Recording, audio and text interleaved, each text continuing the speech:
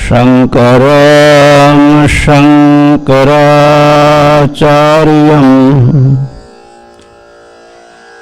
केशवं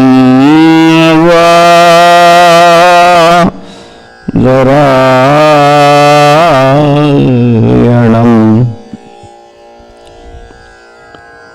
सूत्रभाष्यकृतौ वन्दे भगवन्तौ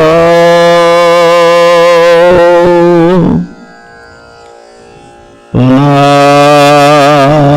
पुनः।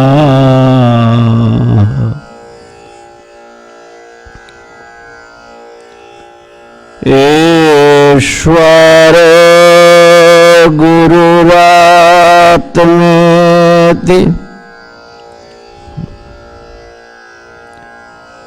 मूर्तिभेद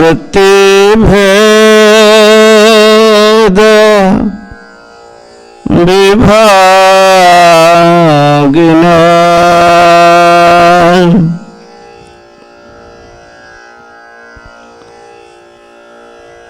व्योमवद् व्याप्तदेहाय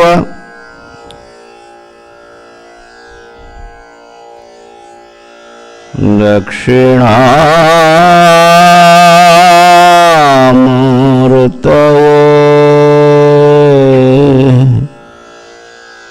नमः।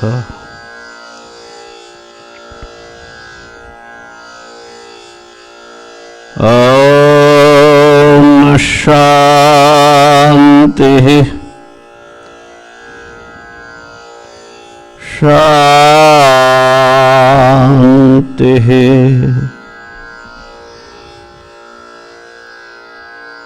शान्तिः।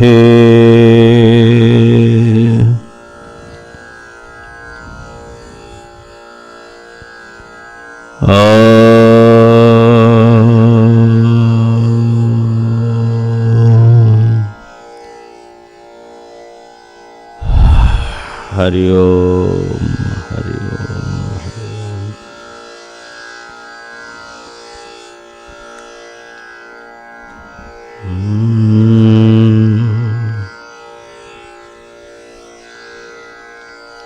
महादेव।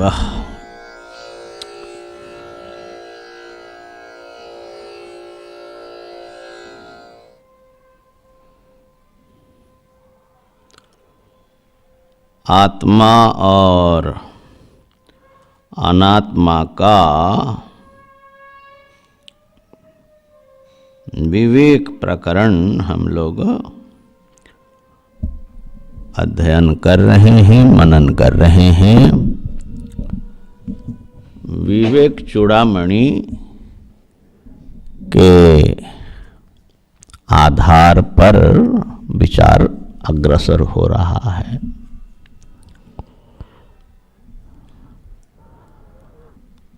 माया जो कि संपूर्ण जगत की प्राग अवस्था, बीजावस्था है, अव्यक्त,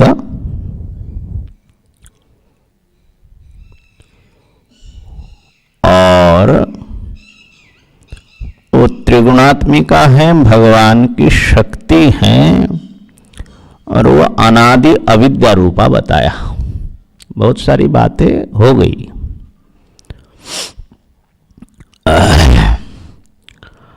और वही जो है हमारा कारण शरीर है।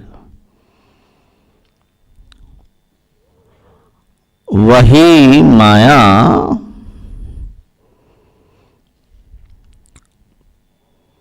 महदादि क्रम से देह पर्यंत रूप लेती हैं। और फिर आत्मा को इन देह आदि सब, चाहे उसको पंचकोश कह लीजिए, अभी आएगी ही बात पंचकोश की, इनके साथ आत्मा को एक करके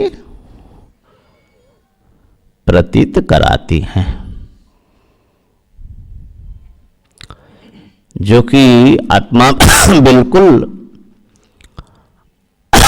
अलग है, सर्वसाक्षी है, इनका भाषक है, प्रकाशक है, लेकिन फिर भी वो देह आदि से एक अनुभव में आता रहता है। ये हमारे कष्ट का कारण है। देह हमारे कष्ट का कारण नहीं है। देह मैं हूं, ये जो देह के साथ चैतन्य, आप तो चैतन्य हैं, आप में तो कष्ट किसी भी प्रकार से नहीं है, लेकिन देह को मैं समझ लेने से अब देह की जो तकलीफ है वो हमारे अपनी तकलीफ बन जा रही है। देह स्थूल देह भी है, सूक्ष्म देह भी, कारण देह, सब आ जाएगा इसमें। जैसे मान लीजिए कि आपने स्वप्न देखा कि आपको किसी ने बांध दिया और बांध करके आपको पीट रहे हैं और आप चिल्ला रहे हैं, बड़ा तकलीफ हो रही है। तो वो जो तकलीफ हो रही है, वो तकलीफ का कारण क्या है? क्योंकि उस समय आप अपना जो पृथक स्वरूप है कि मैं उस काल्पनिक, वो तो दृश्य पदार्थ है, वो तो मेरे जो है दिखाई पड़ने वाली चीज है, तो उसके अगर उसमें कुछ हो जाए, जल जाए, तो मुझे तो देखने वाले को तो कुछ नहीं होता है, लेकिन ऐसा विवेक नहीं है और उसकी तकलीफ अपनी तकलीफ बन जाती है। तो वेदांत शास्त्र इस पर जोर देता है। ये नहीं कहता कि तुम देह को कुछ कर दो या देह को नष्ट कर दो, देह को छोड़ो, ऐसा नहीं बोलता है। देह को छोड़ो का मतलब है कि देह अलग और मैं अलग, ये एकदम क्रिस्टल क्लियर होना चाहिए, स्फटिक जैसा निर्मल विवेक हो जाना चाहिए कि बिल्कुल दृश्य है और मैं अनुभव करने वाला हूं। तो ये विवेक जो है हमारा उद्धार करने वाला है, समस्त दुखों का अंत करने वाला। अब इसको प्रस्तुत करते हुए इतनी बात और बता दिया कि जो अनात्मा है वो असल में मरीचिका कल्प है। आत्मा से अतिरिक्त माया और माया का कार्य, माने जो भी दृश्य पदार्थ हैं, वो आत्मा में अध्यस्त हैं, माने स्फुरित हो रहा है, उसकी वास्तविक सत्ता ही नहीं है। तो ये है वेदांत का स्टैंड पॉइंट। और आत्मा माने कोई परिच्छिन्न सत्ता नहीं है, आत्मा माने समस्त पदार्थों में कण कण में व्याप्त चैतन्य, जिस पर ये जगत भास रहा है। तो उस दृष्टि से मैं, आप, ये, वो, ये सब अलग, ये सब अपना स्वरूप है। इसलिए हमने कहा था कि असली वेदांती जो हैं वो सब के साथ उसके गहराई से वो ऐक्य का अनुभव करता है। इसी को भगवान श्री कृष्ण ने कहा वासुदेवः सर्वमिति स महात्मा सुदुर्लभः। वासुदेवः सर्वं ब्रह्मैव सर्वं अहमेव सर्वं। तो सबसे गहरा प्रेम उसका होता है ना। और इसलिए जो सच्चे अद्वैत वेदांती हैं वो किसी से भी उसका विद्वेष नहीं होता है। द्वैतवादी हैं, गाली दे रहे हैं, विशिष्ट द्वैतवादी हैं, माने अपने नास्तिक सामान्य लोगों का तो कोई बात ही नहीं है,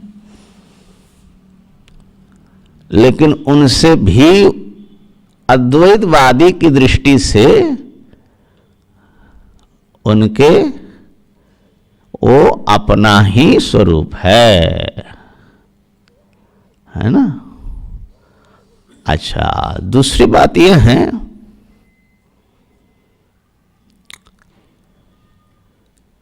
कि द्वैत दृष्टि को अद्वैतियों ने प्राकृतिक माना, माने जन्म से ही मैं अलग आप अलग, ये दृष्टि में हम जन्म लेते हैं।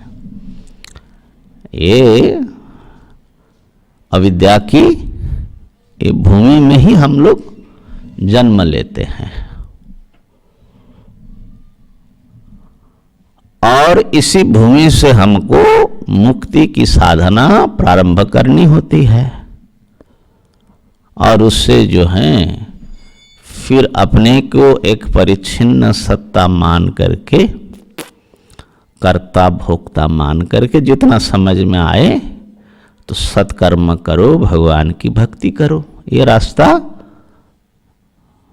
अद्वैत वेदांत भी बतलाता है अपने अनुयायियों के लिए। इसलिए देखेंगे सब आश्रमों में सत्कर्म और उपासनाएं चलती हैं। इसके साथ हमारा कोई, हम लोग खार खाए नहीं होते हैं। होते हैं स्वामी जी?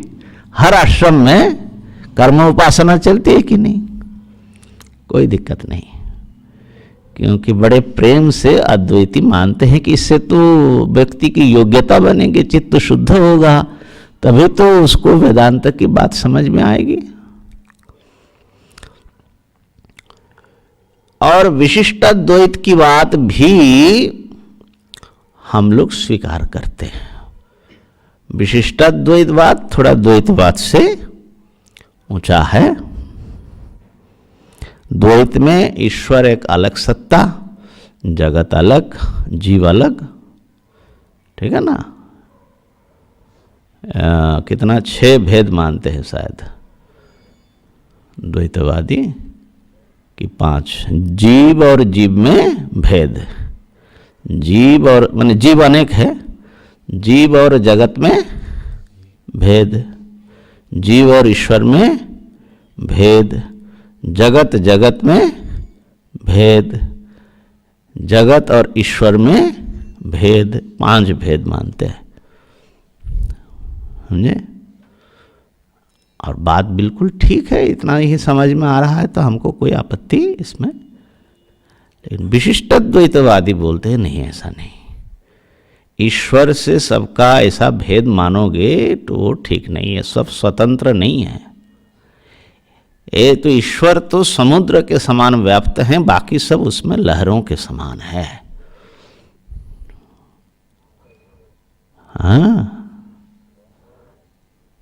जैसे तरंग सर्वथा पृथक नहीं है समुद्र से, ऐसे ही न जीव न जगत कुछ भी परमात्मा से सर्वथा भिन्न नहीं हो सकता। तो उनकी जो ईश्वरीय चेतना है वो एक ईश्वर को एक व्यक्ति रूप में फलाने लोक में मात्र विद्यमान न मान करके इस महान जो है रूप में देखना। जैसे गीता जी के 11वें अध्याय में भगवान ने विश्व रूप दिखाया, सारा विश्व उनके अपने ही विग्रह में स्वरूप में समाहित दिखाया। भागवत में भी कई बार ऐसा हुए। तो ये समझ लीजिए कि विशिष्टाद्वैत की स्थिति है। तो उसको भी अद्वैत वेदांती स्वीकार करते हैं कि ये जब स्पिरिचुअल जर्नी शुरू होती है, अध्यात्म की यात्रा, तो ये सब पड़ाव जरूरी हैं, ये सब के भीतर से आपको गुजरना है। लेकिन अंतिम जो स्थिति है वो है कि एक अद्वितीय वस्तु है, भेद सत्य है ही नहीं। एक माया, एक परमात्मा में, जैसे दर्पण में सारा प्रतिबिंब दिखता है विश्व, ऐसा ही चित्त दर्पण में, ब्रह्म दर्पण में ये भास रहा है। लेकिन दर्पण से अतिरिक्त न जीव है, न ईश्वर है, न जगत है। एक दर्पण है, ब्रह्म दर्पण। हाँ, अद्वैत है। तो उसमें एकमेव अद्वितीयम, यह है अद्वैतवाद। भागवतकार ने प्रारंभ में ही जब तत्व क्या है पूछा, तो सूत जी ने बताया, वदन्ति तत्तत्त्वविदाः तत्त्वं यज ज्ञानमद्वयम्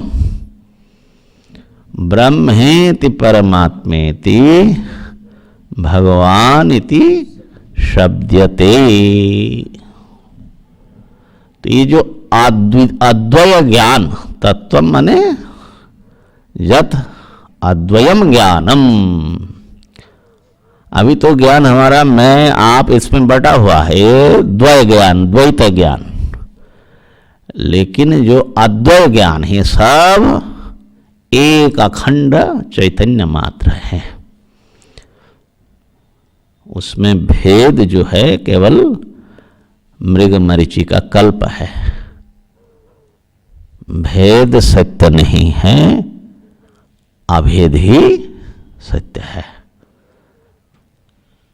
उसी तत्व को ब्रह्म कहते हैं, परमात्मा कहते हैं, भगवान कहते हैं, अद्वय ज्ञान को तत्व।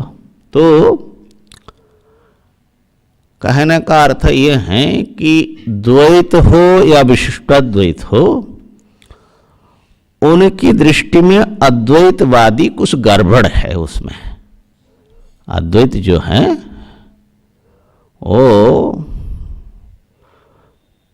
अद्वैत जो है कुछ गड़बड़ है, कुछ गलत है। कुछ लोग कहते हैं कि बौद्ध मतवाद आ गया, कुछ लोग कहते हैं कि ये जो है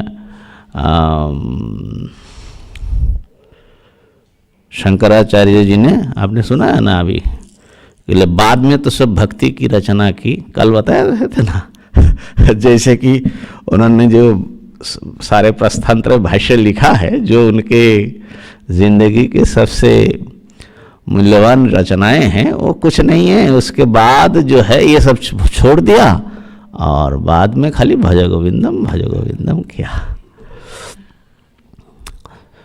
तो माने उनको समझ में नहीं आता और समझ सकते भी नहीं। अद्वैत को वो समझते एक भ्रांति है, माने विभ्रांति है, ठीक है ना। तो अद्वैत को वे लोग एक्सेप्ट नहीं करते, लेकिन अद्वैती सबको एक्सेप्ट करते हैं। ये दोनों का एक इतना बड़ा अंतर है। इसीलिए शंकराचार्य जी ने मंदिर बनाए, स्तुतियां रची, देवता स्थापित किए, सारे समाज का उत्थान किया। उनको पता है कि सामान्य जनता कर्म उपासना की उनको बड़ी आवश्यकता है, उसके बाद ही उनको वेदांत समझ में आएगा। तो ये है, और इस बात को हम आपको समझने के लिए कह सकते हैं, हमने पहले भी कहा था, हनुमान जी की जो भक्ति है उसको आप समझने के लिए रख सकते हैं। हाँ, समझना चाहे तब। हनुमान जी क्या मानते, भगवान से उनका राम से उनका संबंध क्या है पूछा था ना वशिष्ठ जी ने, तो क्या बताया? देह दृष्टिया तु दासो हम, जीव दृष्टिया तदंशिका तदंशकम तदंशकः, और आत्मदृष्टिया या वस्तु दृष्टिया तमेवाहम इति में निश्चलामति। ठीक है, देह दृष्टि से माने देह की प्रधानता से आप मेरे स्वामी हैं, मैं आपका दास हूं, बिल्कुल सही बात है। लेकिन अगर देह के भीतर जो चेतन बैठा है उस चैतन्य की प्रधानता से हम बात करें, उसको जीव कहा जाता है, तो ये सारे जीव जो हैं आप महाचैतन्य हैं समुद्र जैसा, और हम आपके छोटे छोटे अंश है, तरंग है या चिंगारी है। तो जीव दृष्टिया त्वदंश कहा, आपका अंश हूं। देह में अंश नहीं है, देह में बिल्कुल बिल्कुल अलगाव है। राम अलग, हनुमान अलग, लेकिन जीव दृष्टि से माने चेतन की प्रधानता से देखे तो राम जी जो चैतन्य सत्ता राम बन के आए हैं, और हमारे भीतर जो चैतन्य है उस चैतन्य में अंश अंशी भाव है। चाहे उसको कह लो अग्नि और उसकी चिंगारी कह लो, समुद्र और तरंग कह लो। लेकिन ये भी चरम बात नहीं है।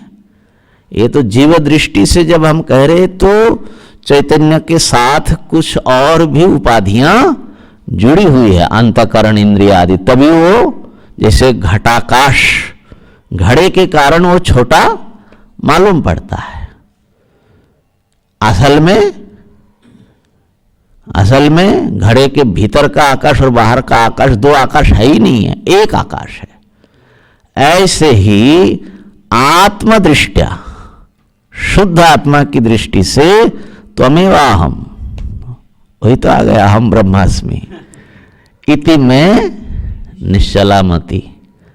तो अब ये हनुमान जी को अद्वैत ज्ञान है कि नहीं है, तो उससे उनको सेवा करने में, भक्ति करने में, राम जी की स्तुति करने में कोई तकलीफ आ रही है?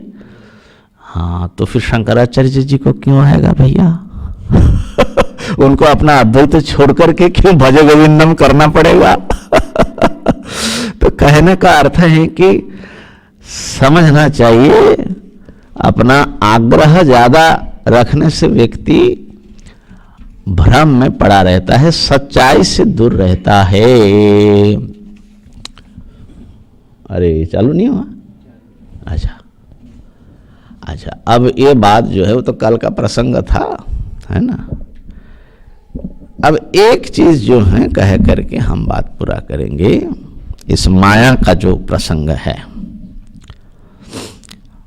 तो माया अविद्या जो त्रिगुणात्मिका है वो भगवान की शक्ति है, वही उनके स्वरूप को आवृत करके सारा जगत खेल दिखा रही है। या यूं कहे कि भगवान उसी माया के द्वारा सारा जगत खेल रचते हैं। तो ये जो अविद्या है ये आवरण करने वाली है। तो ये अविद्या या माया, इसका आश्रय कौन है? दूसरे शब्द में प्रश्न को थोड़ा समझने के लिए, माने अविद्या का आश्रय यदि परमात्मा होंगे तो परमात्मा अविद्यावान हो जाएगा, माने अज्ञानी माना जाएगा। दूसरे शब्द में ये जगत यदि एक स्वप्न है, स्वप्न जैसा मानते हैं, किसका स्वप्न है? भगवान का स्वप्न है। भगवान सो करके अपने अद्वितीयता भूल करके स्वप्न देख रहे हैं कि हम देख रहे हैं? किस? हम देख रहे हैं। हम इतना बड़ा स्वप्न देख सकते हैं?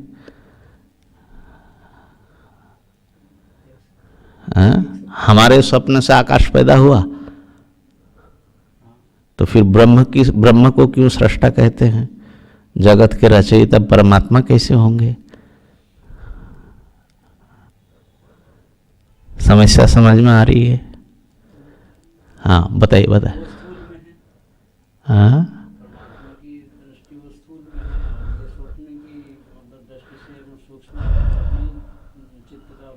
नहीं, हमारी स्वप्न नहीं, इस जगत भी एक स्वप्न है ना। ये जो व्यवहारिक जगत है उसकी बात पूछ रहा हूं।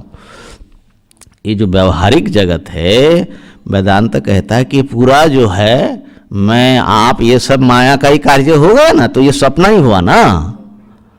माने रस्सी में सर्प जैसा, मृग मरीचिका जैसा ये भास रहा है।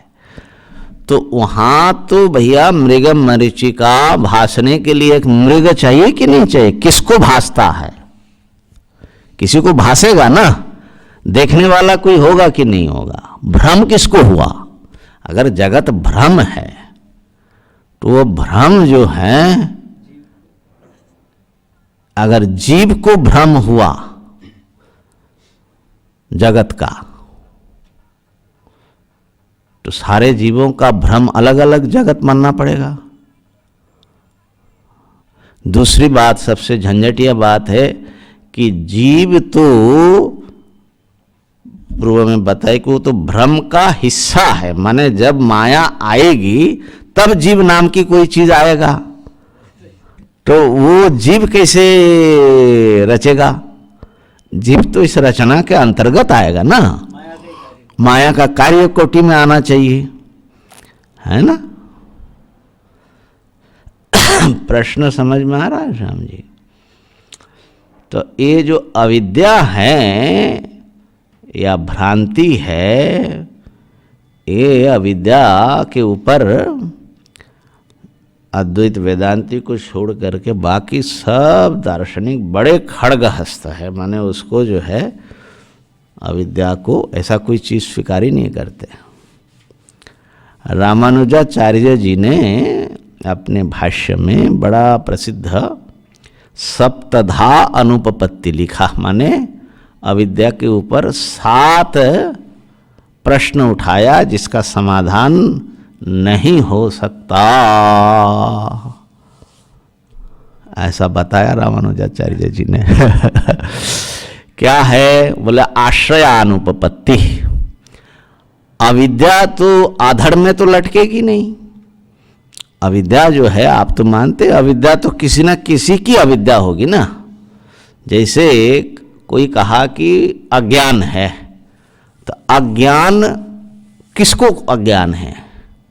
माने वो अज्ञानी कोई व्यक्ति होगा तब ना उसमें अज्ञान होगा। कोई व्यक्ति नहीं है तो अज्ञान कैसे आधड़ में लटकेगा? अज्ञान और ज्ञान हमेशा आश्रय की जरूरत है कि नहीं? नहीं समझे? है ना। जैसे हम लोगों का अनुभव क्या है कि मुझे बहुत सारा अज्ञान है और ज्ञान से उस अज्ञान को हम दूर कर रहे हैं, तो हमारे अज्ञान का आश्रय तो हम मालूम पड़ते हैं। तो ऐसे ही पूछ रहे, ये जो मूल जो अविद्या है उसका आश्रय कौन है? आश्रयानुपपत्ति बोलते हैं कि आश्रय कौन है?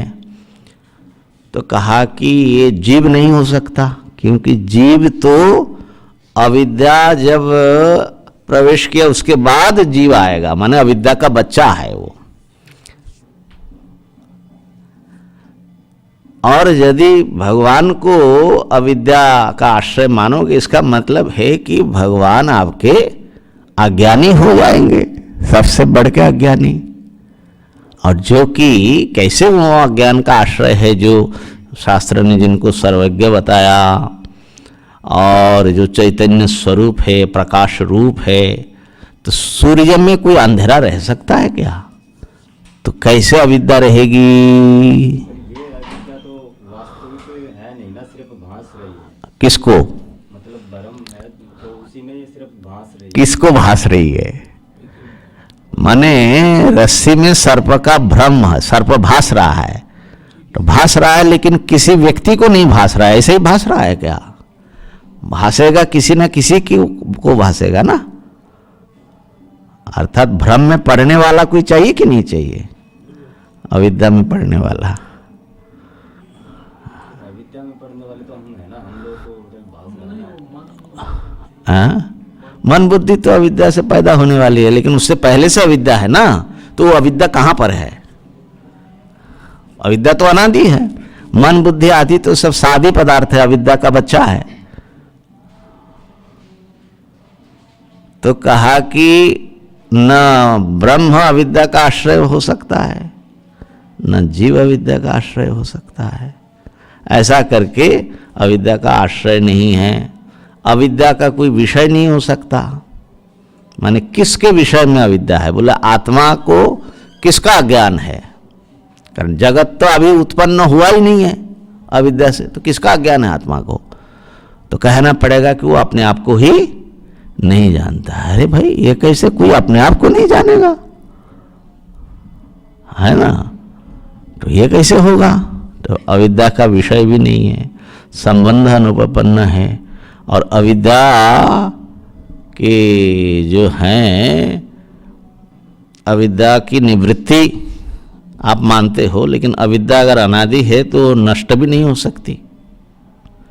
नष्ट करने वाला निवर्तकत्व अनुपपत्ति, नष्ट करने वाला कौन होगा? अनादि को मारने वाला, वो भी अविद्या का, क्योंकि ब्रह्म निर्विकार कुटस्थ है, बाकी सब अविद्या का कार्य हैं, अविद्या के बाल बच्चे हैं, उसकी सेना है, वो क्या अविद्या को नष्ट करेगी? ऐसा ऐसा करके महाराज 7 जो है प्रश्न उन्होंने उत्थापित किया। तो असल में इस सब प्रश्नों के उत्तर तो रामानुज से पहले ही दिया जा चुका है। गौड़पादाचार्य जी ने दिया, भगवान शंकराचार्य जी ने दिया, वाचस्पति मिश्र ने दिया, लेकिन वो देखने के फिर है अलग अलग जो है, कौन कैसे देख रहे हैं, वो कितना समझ है, उसके हिसाब से वो प्रश्न करता है। रामानुजाचार्य जो ये गणितज्ञ थे, अरे गणितज्ञ रामानुजन तो अभी 100 साल हो रहा है। और तो रामानुज संप्रदाय के जो आचार्य है, धार्मिक आचार्य, रामानुजाचार्य का नाम नहीं सुना आपने? रामानुजाचार्य, मध्वाचार्य, से पहले हुए। हाँ, बल्कि रामानंदाचार्य जी जो है शायद रामानुज संप्रदाय के ही थे, और थोड़ा अलग जो है उन्होंने अपना। तो भगवान शंकराचार्य जी से लगभग 200-300 साल बाद रामानुजाचार्य जी आए, तो उनकी बात तो फिर अलग है। तो अब हमको इस प्रश्न का थोड़ा सा विचार करना है कि ये अविद्या जो है वो अज्ञान किसका अज्ञान है, किस व्यक्ति में, किस सत्ता में वो अज्ञान दिखता है। वैसे उत्तर हमने कई दिनों से कुछ कुछ दे दिया। तो इस प्रश्न को समझने के लिए 2 दृष्टिकोण है वेदांत में। एक दृष्टिकोण है कि ये प्रश्न वो कर रहे हैं जो समझ रहा है कि अविद्या कोई सत्य पदार्थ है। तो अविद्या सत्य पदार्थ होगा तब तो उसका कोई आश्रय, सत्य आश्रय चाहिए। लेकिन अविद्या जो है 3 काल में नहीं है। माने इसको समझ लीजिए, ज्ञान की दृष्टि और अज्ञान की दृष्टि। जो ज्ञानी हैं उनसे पूछेंगे कि महाराज ये अज्ञान जो है ये कहाँ दिखता है, कहाँ है? तो वो कहेंगे कि अज्ञान दिखता ही नहीं है, अज्ञान कहाँ दिखता है? माने उनको तो दिखता ही नहीं अज्ञान, तीन काल में अज्ञान नहीं है, वो तो खाली ब्रह्म है, एकमेव अद्वितीयम। तो कहेंगे कि भैया अविद्या नाम की चीज न था, न है, न होगा। वो तो त्रैकालिक निषेध है, इसलिए अविद्या का आश्रय क्या है, ये सब जो पूछ रहे हो, ये सब जो हैं प्रश्न ही अनुपपन्न है। ठीक ठीक, यही बात भगवान शंकराचार्य जी ने कहा कि ये बात जो है, जो संसार को सत्य मान रहा है, अविद्या को सत्य मान रहा है, इधर बैठा हुआ है, अविद्या के घेरे में जो बैठा हुआ है ना, वो पूछ रहा है कि ये अविद्या, अब जैसे उल्लू को सूर्य भगवान अंधेरा मालूम पड़ता है, तो उसने पूछा किसी इंसान से, महाराज ये अंधेरा कहाँ रहता है? अंधेरा कहाँ रहेगा? बोले सूर्य में अंधेरा दिख रहा है। सूर्य में अंधेरा कहाँ से आएगा? अंधेरा है ही नहीं है।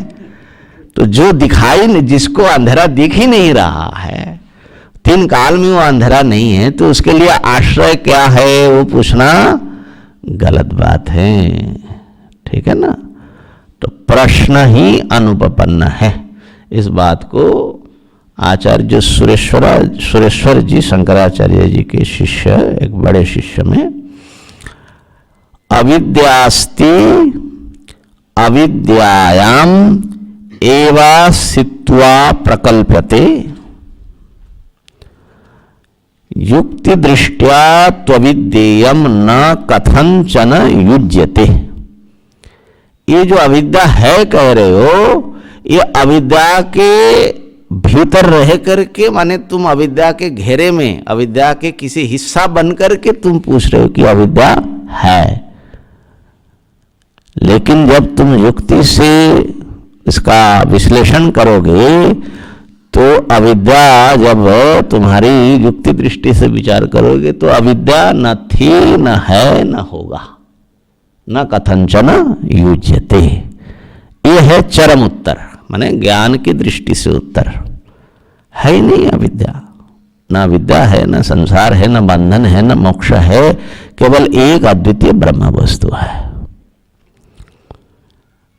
लेकिन इस उत्तर को जो समझ नहीं पाता है, तो वेदांत में बड़ी जो हैं हमारे गुरुओं ने, आचार्यों ने ऐसा प्रक्रिया बनाया कि सामान्य जन भी धीरे धीरे धीरे धीरे उधर बढ़ सके, माने वो स्टेप बाय स्टेप जो है ले जाते हैं।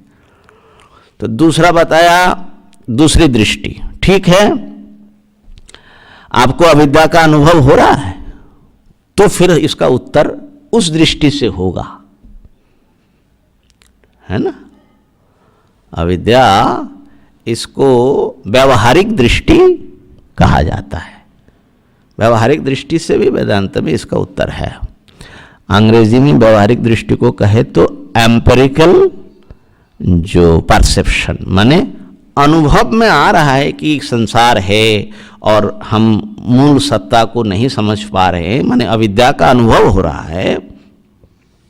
तो उस अनुभव की दृष्टि से अविद्या का कोई ना कोई आश्रय अवश्य बतलाना पड़ेगा। एम्पेरिकल अप्रोच है। तो अज्ञान की दृष्टि या अनुभव की दृष्टि, अनुभव में अभी आ रहा है संसार, हाँ बोले, तब तो फिर आपके लिए उत्तर दूसरा होगा। सुनिए, इस जो दूसरी दृष्टि है, इसमें भी तीन उत्तर होता है। वेदांत में संप्रदाय भेद होता है। एक कहता है कि अविद्या का आश्रय जीव, एक कहते हैं कि अविद्या का आश्रय ईश्वर, और एक कहते हैं कि अविद्या का आश्रय जीवेश्वर भेद से पूर्व जो केवल चैतन्य है, शुद्ध चैतन्य, वो। ये तीनों बात जो हैं संक्षेप में समझ ले, और मैं समझता हूँ कि आप लोग जो हैं बुद्धिमान हैं, समझ तो जाएंगे ही। तो एक स्वाभाविक बात है जब, अच्छा ये बात जो है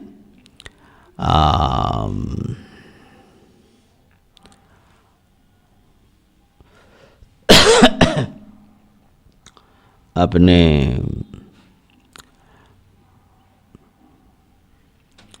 अध्यास भाष्य में और गीता जी के त्रयोदश अध्याय का जो दूसरा श्लोक है उसका भाष्य बहुत बड़ा है, उसमें बल्कि वहाँ पर ये प्रश्न भी उठाया।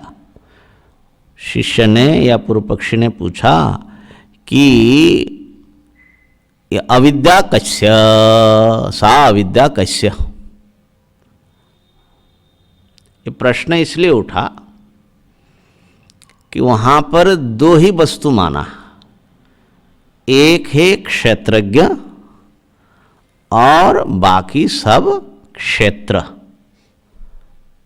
क्षेत्रज्ञ क्षेत्र का जो ज्ञाता, अनुभव करने वाला, और उस ज्ञाता का जो भी अनुभूयमान पदार्थ है, अनुभव में आने वाले वस्तु है, उसका नाम है क्षेत्र। ठीक हो गया ना? वही आत्मा अनात्मा समझ लो। इदम शरीरम कौन्तेय क्षेत्रम इति अभिधीयते एतद यो वेत्ति। इसको जो जान रहा है, अनुभव कर रहा है, तं प्राहु क्षेत्रज्ञम इति तद्विदः। तो दो वस्तु आपके हाथ में है, सामने। वेदांत हमेशा प्रत्यक्ष अनुभव की बात करता है। वेदांत की साधना यहीं पर असाधारण हो जाता है। तो क्षेत्र में क्या क्या है, एक तो बताइए, जो क्षेत्रज्ञ है वो क्षेत्र का ज्ञाता है, लेकिन ऐसा मत समझो कि इस क्षेत्र में क्षेत्रज्ञ अलग, उस क्षेत्र में क्षेत्रज्ञ अलग, उस क्षेत्र में, ऐसा नहीं। क्षेत्रज्ञम चापि माम विद्धि सर्व क्षेत्रेषु भारत। सभी क्षेत्रों में एक मैं ही क्षेत्रज्ञ के रूप में उपस्थित हूं। और इस बात को जो जान लेता है, क्षेत्र क्षेत्रज्ञ और ज्ञानम यत्तज ज्ञानम मतम मम, ये वही मेरे मत में महाराज, ये क्षेत्र और क्षेत्रज्ञ को ठीक से जान लेना, यही मेरे मत में ज्ञान है, उसी को मैं ज्ञानी मानता हूँ। बाकी तो और कुछ भी जान लो, लेकिन इसको अगर नहीं जाना तो आप ज्ञानी नहीं है। मेरे मत में, मैंने भगवान के मत में, भगवान इसी ज्ञान को महत्व दे रहे हैं। कितना महत्वपूर्ण बात होगी, है ना? अब क्षेत्र में क्या आ रहा है? भूमि रापो नहीं, क्या है? क्षेत्र क्षेत्रज्ञ तत्क्षेत्रम यच्च यादृक्च यद विकारे यतश्च यत् सच यो यत् प्रभावश्च तत्समासनम शृणु ऋषिभिर्बहुधा गीतम छंदोभिर्विविधैः पृथक् ब्रह्मसूत्र पदश्चैव हेतुमद्भिर्निश्चितैः महाभूतन्नहंकारो बुद्धिर अव्यक्तमेव च इंद्रियाणि दशैकंच पंच चेन्द्रिय गोचरा इच्छा द्वेष सुखम दुखम संघात चेतना धृतिस एतत् क्षेत्रम, है ना? अव्यक्त से लेकर महाभूत से लेकर हमारे मन इंद्रिय आदि से लेकर एकदम यहाँ तक सारा का सारा सबको उन्होंने, भगवान ने क्षेत्र कोटि में डाल दिया। बात ठीक है, सबका प्रकाश करने वाला एक जो है, निरंतर इसको एक चमकने वाली सत्ता, जथा प्रकाश, अंतिम में जाकर के जथा प्रकाशयते कहा कृष्णम लोकम इमम रवि ही। एक सूर्य जैसे सारे दुनिया को आलो देता है, क्षेत्रम क्षेत्री तथा कृष्णम, सारे क्षेत्र को एक क्षेत्री माने क्षेत्रज्ञ प्रकाशयति भारत। ये बात हो गई। तो वहां पर ये प्रश्न उठा, तो फिर जीव ईश्वर ये भेद बन ही नहीं रहा है, एक ही क्षेत्रज्ञ है। तो ये सुख दुख किसको हो रहा है, बंधन में कौन पड़ा है, और सृष्टि कौन रच रहे हैं, ये सब बड़ा झंझट हो जाएगा अद्वैतवाद में महाराज आपका। तो वो सब प्रश्न वहाँ पर बहुत ढंग से उत्तर दिया, और उसको मनन करने से ये सप्तधा अनुपपत्ति आदि सब जो है निकल जाता है। तो वहाँ पर प्रश्न यही उठाया शिष्य ने, ये जो अविद्या के कारण ये सारा क्षेत्र दिख रहा है और आत्मा को हम आत्मा के रूप में ठीक से नहीं समझ पा रहे हैं, ये अविद्या किसकी अविद्या है, कैसे अविद्या? तो उत्तर दिया, पहले सुनने में बड़ी जो है ऐसा लगता है कि उत्तर ठीक से दे नहीं रहे माने भगवान भाष्यकार। जस्य दृश्यते तस्य, अविद्या किसकी है महाराज? बोले जिसको दिखती है वही उसी की अविद्या है, जैसे दृश्यते। तो बहुत लोग जो है इससे घबरा जाते, ये उत्तर मैंने दिया नहीं, चालाकी किया। चालाकी नहीं किया, वो अनुभव की दृष्टि से बात कर रहे है ना। अगर उल्लूक पूछे कि अंधेरा किसका, तो ज्ञानी क्या उत्तर देगा? सूर्य का है, मेरा है, ऐसा बोलेगा। जिसको दिख रहा है उसी को है, और क्या बताया गया?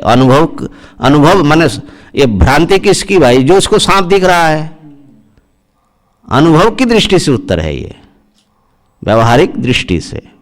और इस उत्तर को फिर विश्लेषण करते करते दिखा जाएगा कि ना विद्या है ना कुछ है, तीन काल में कुछ नहीं है, खाली एक ब्रह्म ही है। तो एक तो ये जैसे दृश्यते तैसैव, तो कहा कि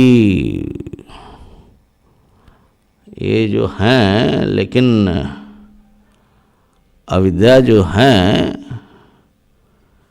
अच्छा दूसरा बताया कि तुमको इसको जान करके क्या करोगे, अविद्या किसकी है, क्यों तुम जानना चाहते हो? हाँ, कहा कि जब तक हम अविद्या किसमें हैं, कौन अज्ञानी है ये नहीं जानेंगे, तब तक अविद्या का परिहार तो नहीं कर पाएंगे ना। हम अविद्या को हटाना चाहते हैं, लेकिन पता तो लगे अविद्या कहाँ है। तो उत्तर दिया, तुम परेशान क्यों होते हो? जिसकी अविद्या है वो हटाए, वो हटाएगा, तुम क्यों परेशान हो रहे हो? तो फिर कहता है कि भैया तो मैं ही तो अविद्या तो मेरी है और मुझे ही जो है इसको हटाना है। बोले तब तो फिर तुम दिखाई पड़ रहा है कि अविद्या किसकी है, तुम पूछ क्यों रहे हो? भाई जब आपको पता लगा कि मुझे अविद्या है तो हमसे क्यों पूछ रहे हो? तो अविद्या तुम्हारी है, ध्यान में आ रही है बात ना। हाँ, तो अविद्या जो है, और तो कहा कि लेकिन ये अविद्या जो है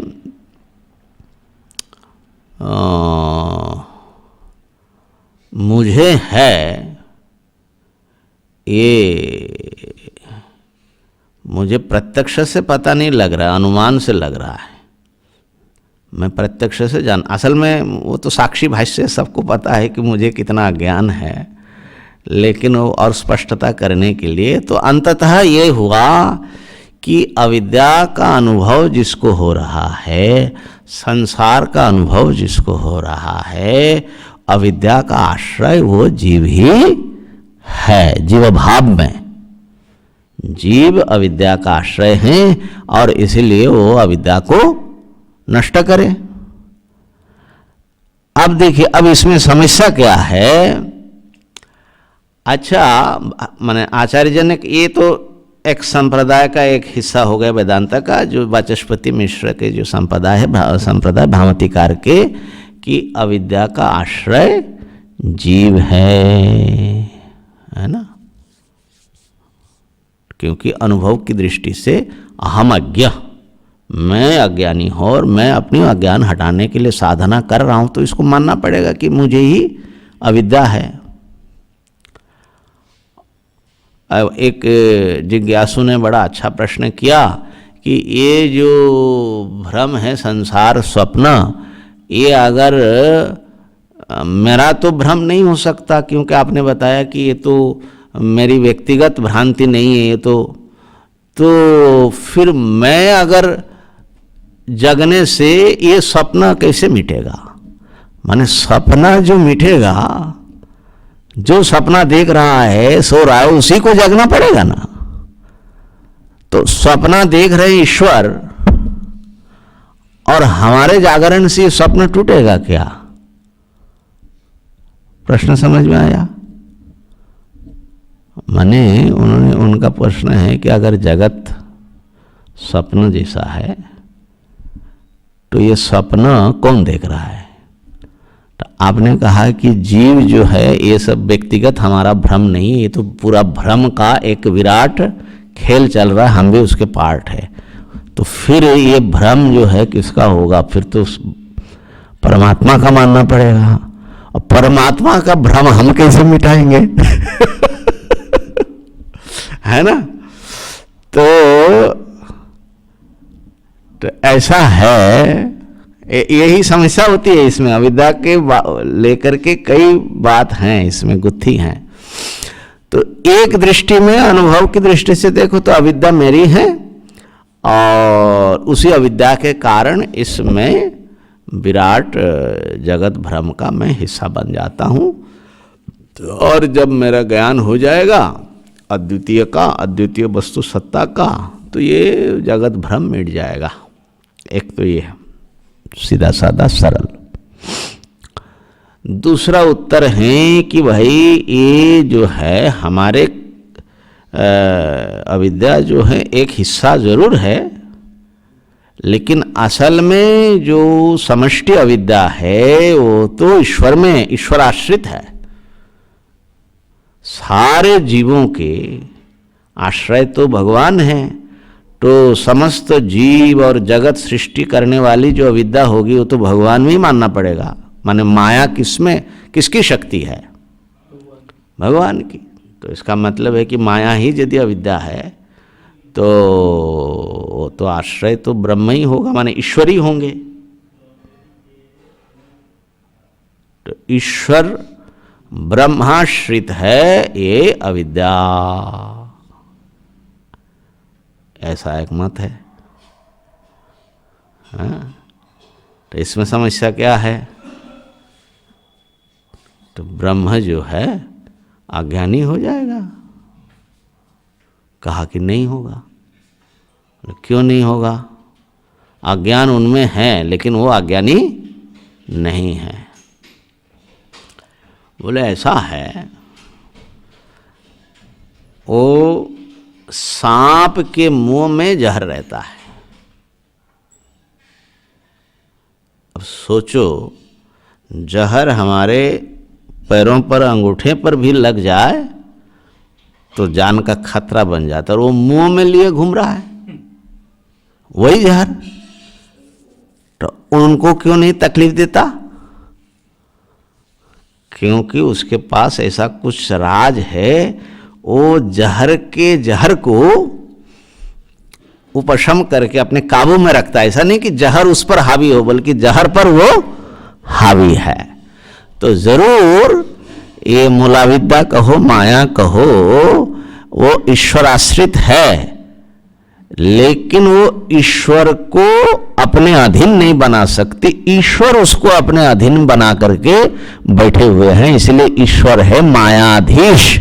लेकिन हमारे लिए हो जाता उल्टा, हम हो जाते मायाधीन। तो दोनों की दृष्टि में फर्क हो जाता है। इसलिए ईश्वर में अविद्या रहे कोई दिक्कत नहीं है। क्या दिक्कत है? भगवान नीलकंठ देखो अपने गले में ही वो पूरा जहर रखा हुआ है। अरे बाप रे बाप। है कालकूट बोलते हैं कि वो कालकूट हलाहल हो निकल आए तो सारा प्रलय हो जाए। अब गले में लेकर के बाबा घूम रहे हैं, उनको कुछ तकलीफ ही नहीं है। यही सब बताते हैं, माने सिंबलिक, ये कालाकुट माने यही है, माया विद्या यही सब माने जहर है लेकिन वो सब पाल रहे हैं, लेकिन उनको कुछ नहीं होता है। एक उत्तर ये हो गया, ये भी ठीक है, अगर जचे तो वो भी ठीक है कि मुख्य उत्तर तो दे दिया, ना विद्या है ना कुछ वो तो मुख्य उत्तर है ज्ञान का।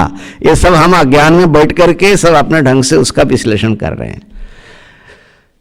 तीसरा एक उत्तर है, वो बहुत बढ़िया उत्तर है, वो भी कहा कि ऐसा है, ठीक है, माने ईश्वर को तकलीफ तो नहीं दे सकती, और असल में पंचदशीकार ने बताया कि अविद्या त्रिगुणात्मक है ना, तो ईश्वर की जो उपाधि है वो विशुद्ध सत्व प्रधान माया है। तो उस विशुद्ध सत्व का गुण जो है फंसाना उसाना नहीं हो सकता है, ये सब पढ़े हमने। तो हाँ, और हमारे लिए वो तम प्रधान बनती है, समझे ना। तो इसलिए हमारे लिए तो माया जो है या विद्या हमको वश में कर लेती है और जन्म मरण संसार में फंसाती है, लेकिन ईश्वर को नहीं कर सकते। एक दूसरी दृष्टि बहुत सुंदर है इसी का, जीव और ईश्वर में किस में है, तो कहा कि दोनों में है और दोनों की है। बोले ये कैसे है महाराज?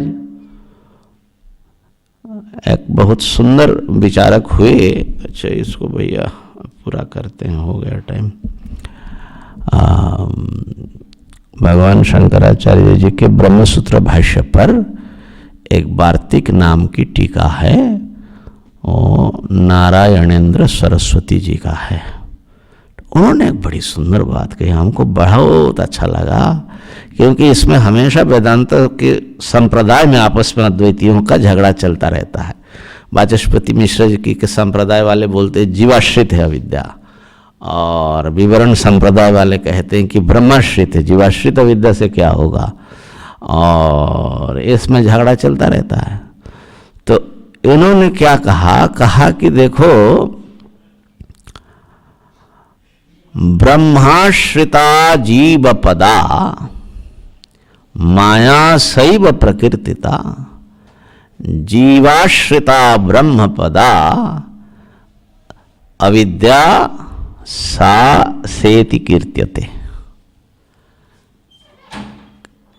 देखिए, एक रस्सी है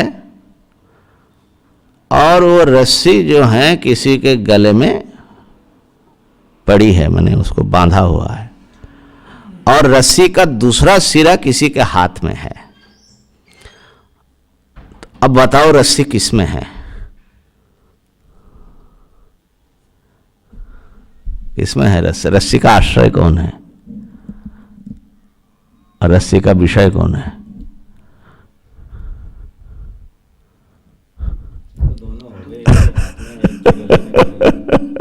तो कहा कि अगर इधर से देखो तो रस्सी उनके हाथ में है, तो वही रस्सी का आश्रय है ना, और रस्सी से बंधा हुआ वो है, तो रस्सी ने उसको दबोचा है। तो माने ब्रह्म, ये माया समझ लीजिए रस्सी है रस्सी ब्रह्म के हाथ में है, ठीक है, और उसकी फांस जो है हमारे सबके गले में पड़ा हुआ है, ठीक है। तो ऐसी स्थिति में ईश्वर की दृष्टि से देखेंगे तो भैया माया तो हमारे आश्रय से चल रही है और समस्त जीवों को, जगत को हमारे वश में रखा है माया ने। तो माया का विषय, अविद्या का विषय, विषय माने जिस पर वो काम करती है, जिसको प्रभावित करती है। तो एक तो इधर से देखो तो ऐसा ठीक लगेगा, कोई दिक्कत नहीं है, लेकिन जिसके गले में पड़ी है उसकी दृष्टि से देखते हैं, अरे भैया गले हमारे पड़ी है है ना। तो और ये जो अविद्या है जीवाश्रिता, जीव में आश्रित है और तकलीफ हमको दे रही है, और ब्रह्म पदा, और ब्रह्म जो हमारी वास्तविक स्वरूप है, आत्मा है, सर्वज्ञ है और सबके अंतःसत्ता है, उनको आवृत करके रखी है, उनको देखने नहीं दे रही है। तो विषय हो गया ब्रह्म आश्रय हो गया जीव। ये वाचस्पति जी का कहना है कि अविद्या का आश्रय जीव है, विषय परमात्मा है। ये जीव की दृष्टि से बोल रहे हैं, ठीक है ना। अब बिल्कुल कोई इसमें सत्य है, वो बिल्कुल ठीक बोल रहे हैं, गलत नहीं बोल रहे हैं। और ईश्वर की दृष्टि में बैठ करके जो बोल रहे हैं वो भी ठीक बोल रहे हैं। भाई ईश्वर के अधीन है, उनके जब चाहे उससे खोल दे, है ना। अच्छा, वो रस्सी भी ईश्वर के हाथ में ऐसी है महाराज, वो रस्सी आगे जाकर के असंख्य उसके जो है फांस निकल आते हैं, और सबका अलग अलग सिरा है।